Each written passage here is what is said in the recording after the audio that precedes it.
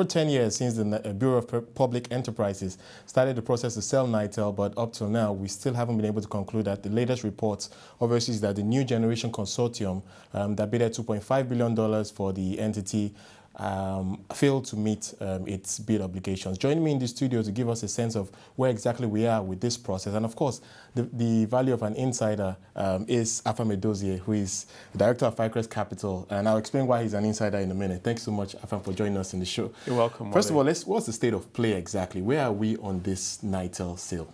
Well, to be honest with you, we don't 100% know exactly where we are.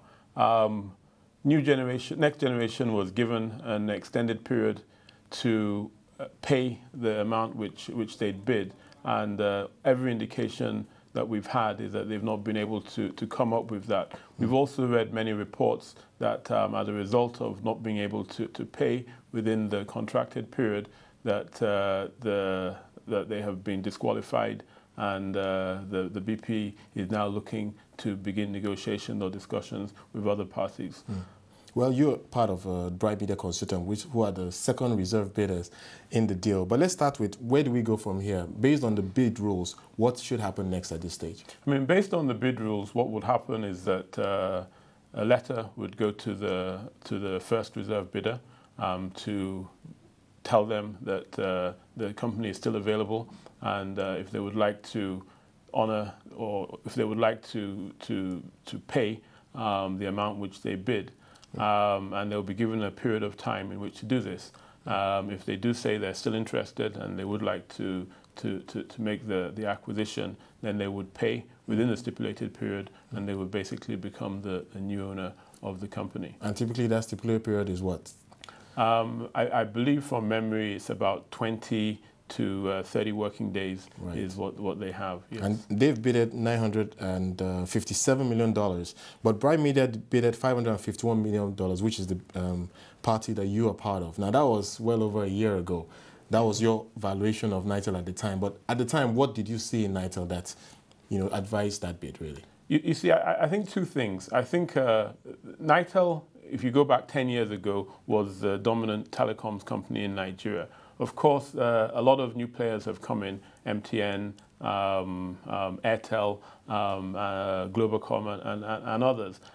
So the market has fragmented significantly since then. And also Nitel's share has dropped to really almost to non-existent, where it doesn't register. What we saw in the value in Nitel was, one, to basically begin the work of rebuilding the company almost from scratch. A lot of the technology is now very old, so basically raising money and basically investing in new technology such that the company is resuscitated. A lot of what is on ground in the company is not really going to be able to move the company forward. What informed our bid in terms of where we see value, they do have a SAT3 optical cable into Europe. The benefit there is that with some investment, that cable can be upgraded and enabled to carry much higher capacity. There is significant investment required to do that. Nitel also have a long-distance network, which basically goes to certainly over 550 local governments in the country with either fiber or with microwave. It's majorly not working at the moment. But we've surveyed it, and we've seen that there are probably about 100 to 120 places where it's broken, and we've spoken with our contractors, and we've looked at how we can, one, go and repair the breaks, and two, put in, again, fresh electronics in there, which would, again, upgrade the capacity. So very quickly, we'd be able to provide a high-quality broadband signal into almost most of the local governments in Nigeria, which at the moment is something that is not happening in the country. So these are the values that we see in Nitel. So it's very much, you take something that's broken and rebuild it and provide services where you can. So that's really where we see the value. Unfortunately, perhaps over the past 12 months, we've seen a lot of that value has been eroded. We've seen both Glo 1 and Main 1 introduce additional fiber cables to Europe, which again makes the value SAT3 go down dramatically. In fact, a lot of people question whether or not it's still worth making an investment to improve that facility, given that there are already 2 competitors and there's only a finite amount of bandwidth that is required in the country.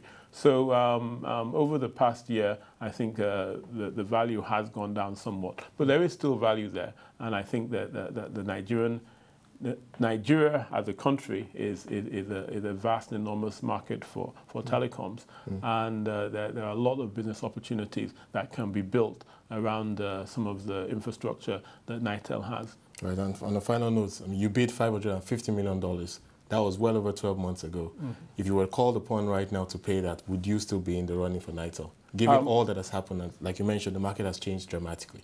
If the company is still available, and if we're approached by the BP, then yes, we are 100% interested in making the acquisition. All right. I wish you all the best with that. Thank you so much.